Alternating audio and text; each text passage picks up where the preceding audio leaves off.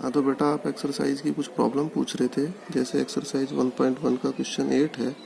8 में दिया है 1 2 3 4 5। तो बेटा देखो, वैसे तो रिलेशन तुम्हें आता ही है बनाना, लेकिन फिर भी मैं तुम्हें एक बार फिर से बता दूं कि ए क्रॉस ए का सबसेट ही रिलेशन होता है। तो बेटा ए क्रॉस ए क्या होगा, यहाँ पर ए की मल्टीप्लाई ए में ही होगी। तो कितना आएगा 1 1 2 2 1 2 1 3। काफ़ी सारे एलिमेंट हमारे पास आएंगे। अब बात यह आई कि रिलेशन में जो दिया है इसने, वो क्या दिया कि A B A minus B सम संख्या, यानी ए माइनस बी का जो मोड है वो क्या है, सम संख्या। तो बेटा यहाँ देखें आप, आर के अंदर सबसे पहले 1 1, क्योंकि जब 1 माइनस 1 करेंगे 0 0 क्या होती है, सम संख्या। 2 2 सम संख्या। 1 3 1 माइनस 3 कितना आया 2, मोड है तो प्लस आएगा तो वो भी सम संख्या। 3 1 3 माइनस 1 2 सम संख्या। 1 5 1 माइनस 5 4 4 भी क्या होती है, सम संख्या। तो मुझे उम्मीद है क्लियर हो रहा होगा। तो बेटा रिफ्लेक्सिव में आप क्या ले लें, माना एक एलिमेंट आपने 1 ले लिया, 1 बिलोंग्स टू ए, तब क्या देख रहे हैं आप यहाँ से, 1 1 बिलोंग्स टू आर। तो इसका मतलब क्या हुआ कि ये रिफ्लेक्सिव को यस करता है। सिमेट्रिक में आपने क्या ले लिया बेटा, 1 2 ले लो या 1 3 ले लो। 1 3 बिलोंग्स टू ए, तब क्या होना चाहिए हमारे पास, 1 3 belongs to R and 3 1 belongs to R. तो बेटा दोनों ही आर के अंदर हैं। देखो मैंने ऊपर तुम्हें बताई थी ये बात, दोनों ही है। तो ये भी हमारा क्या हो जाएगा, सिमेट्रिक को फॉलो करेगा।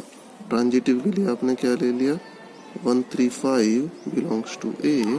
तो इसका मतलब क्या हुआ बेटा कि 1 3 belongs to R, comma 3 5 belongs to R, comma 1 5 belongs to R. सारे के सारे आर में बिलोंग कर रहे हैं, तो इसलिए ट्रांजिटिव भी हो गया, इसलिए कोई दिक्कत वाली बात नहीं है। तो बेटा ध्यान से इनको समझें आप, ज़्यादा जल्दबाजी ना करें, समझ में आएगा ऐसी बात। तो बेटा 90 का सेकंड पार्ट है हमारे पास। ए जो है 0 से लेकर 12 तक है, और रिलेशन जो दिया है वो कुछ इस अंदाज में दिया है कि ए बी सच दैट ए बराबर बी। तो बेटा आर के अंदर जो आया हमारे पास 0 0 1 1 2 2 3 3, यही आएंगे सारे के सारे 12 तक। अब बेटा सबसे पहले चलते हैं रिफ्लेक्सिव की कंडीशन पर। तो रिफ्लेक्सिव की कंडीशन पर अगर आप 1 बिलोंग्स टू ए करें तो 1 1 बिलोंग्स टू आर हो रहा, तो इट इज रिफ्लेक्सिव हो गया, इसमें कोई दिक्कत नहीं है। इसको आप ऐसे भी लिख सकते थे कि अगर ए एनी एलिमेंट ए में बिलोंग करता है तो ए बिलोंग्स टू आर करेगा। क्यों करेगा, क्योंकि रिलेशन के अंदर दिया है हमारे पास कि ए बराबर बी, ये हमारे रिलेशन के अंदर दिया है। अब बात आई बेटा सिमेट्रिक। अब सिमेट्रिक के अंदर हमने क्या लिया, ए बी बिलोंग्स टू ए। अगर ए और बी दो एलिमेंट है जो ए में बिलोंग कर रहे हैं, तो क्या होना चाहिए हमारे पास, A B belongs to R, तथा दूसरा क्या होना चाहिए, B A belongs to R. क्या ऐसा पॉसिबल है, नहीं है। कब हो सकता है ऐसा, व्हेन ए बराबर बी। अगर हमारे पास ए बराबर बी हो जाए तो ऐसा हो सकता है पॉसिबल, लेकिन ए बराबर बी है नहीं। लेकिन मैं कह रहा हूँ कि अगर ए बराबर बी है तो सिमेट्रिक पॉसिबल है। उसके बाद आता है ट्रांजिटिव। ट्रांजिटिव में क्या है, A B C belongs to A. ऐसी कंडीशन में क्या होना चाहिए हमारे पास, A B belongs to R, B C belongs to R, और बेटा A C belongs to R. लेकिन क्या ए बी सी है, ऐसा संभव हो सकता है कि अगर ए बराबर बी हो और बी बराबर सी हो, लेकिन बेटा है तो नहीं। तो मैं कहता हूँ इट इज पॉसिबल, ये पॉसिबल हो सकता है अगर हमारे पास ए बराबर बी बराबर सी बराबर क्या हो, 1। तो ए बराबर भी 1 ले लिया हमने, बी बराबर भी 1 ले लिया, सी बराबर भी 1 ले लिया। क्योंकि क्वेश्चन में एक लाइन दी है बेटा, नीचे उसको पढ़ो कि अगर हमारे पास 1 से रिलेटेड एलिमेंट है तभी ये पॉसिबल है। तो ये पॉसिबल हो सकता है, रिफ्लेक्सिव भी हो सकता है, सिमेट्रिक, रिफ्लेक्सिव तो हो ही रहा है, सिमेट्रिक और ट्रांजिटिव हो सकता है।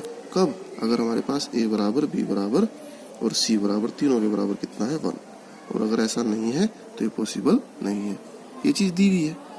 अब बेटा क्वेश्चन नंबर 10 की बात करते हैं। तो 10 में तो उम्मीद है भाई तुम्हें खुद ही छांटने चाहिए कि कौन सा रिफ्लेक्सिव हो रहा, कौन सा सिमेट्रिक हो रहा, कौन सा ट्रांजिटिव हो रहा। 10 के लिए चलो मैं तुम्हें थोड़ा सा एक हिंट दे देता हूँ। सपोज करो 90 का सेकंड पार्ट ही ले लिया तुमने, तो 90 के सेकंड पार्ट के हिसाब से मैं बार बार तुम्हें लिख नहीं रहा, मैं वहीं से दिखा रहा हूँ तुम्हें। 90 के सेकंड पार्ट में ए कितना हमारे पास, 0 1 2 12। आर बराबर क्या है ए बी, ए बराबर बी, तो आर बराबर कितना हो गया 0 0 1 1 2 2 3 3, ये सारी बातें होगी। तो बेटा अगर वो 1 वाली कंडीशन छोड़ दें तो 10वें के फर्स्ट पार्ट में मैं हिंट दे रहा हूँ कि आप इसको चेक करें कि रिफ्लेक्सिव है या नहीं है। तो बेटा रिफ्लेक्सिव के लिए आपने 1 कोई एलिमेंट ले लिया ए में, तो तब आप क्या देख पा रहे हैं यहाँ से कि 1 1 बिलोंग्स टू आर, तो कैसा है हमारा रिफ्लेक्सिव है। अब रिफ्लेक्सिव है के बाद सेकंड आप चेक करें, सेकंड में आता है आपके पास सिमेट्रिक। तो सिमेट्रिक के अंदर आप क्या देख पा रहे, अगर आपने 1 2 बिलोंग्स टू ए किया तो बेटा आपके पास क्या होना चाहिए 1 2 बिलोंग्स टू आर तथा 2 1 बिलोंग्स टू आर, और दोनों ही नहीं है हमारे पास। देखो आप भाई, ना तो आपके पास 1 2 बिलोंग्स टू आर है, ना ही आपके पास 2 1 बिलोंग्स टू आर है। तो दोनों पे हमने कटा का निशान लगा दिया, इस पे भी कटा लगा दिया और इस पे भी कटा लगा दिया, तो बेटा ये सिमेट्रिक नहीं है। उसके बाद थर्ड में क्या दिया है इसने ट्रांजिटिव। तो ट्रांजिटिव मुझे उम्मीद है आप लोग समझ ही गए होंगे कि ट्रांजिटिव ये नहीं है। अगर आप 1 2 3 बिलोंग्स टू ए लें, बेटा क्या हो रहा है हमारे पास यहाँ से 1 2 बिलोंग्स टू आर जो कि नहीं है, फिर 2 3 बिलोंग्स टू आर जो कि नहीं है। बस आगे तो क्या ही लिखना जब ये नहीं है। तो बेटा यहाँ आप देख पा रही कि ट्रांजिटिव भी नहीं है। तो जब बेटा ट्रांजिटिव भी नहीं है, हाँ ये रिफ्लेक्सिव है, तो रिफ्लेक्सिव के लिए क्या कर दिया हमने इसको यस, जबकि सिमेट्रिक हमारा नहीं है और बेटा ट्रांजिटिव भी ये नहीं है। तो इसका क्या मतलब हुआ कि रिफ्लेक्सिव है, सिमेट्रिक ट्रांजिटिव नहीं है। तो वहाँ के लिए तुम इस तरीके के उदाहरण खुद इकट्ठे करो बेटा, तभी तुम लोग इसको समझोगे। तो उसके लिए तुम लोग खुद कोशिश करें।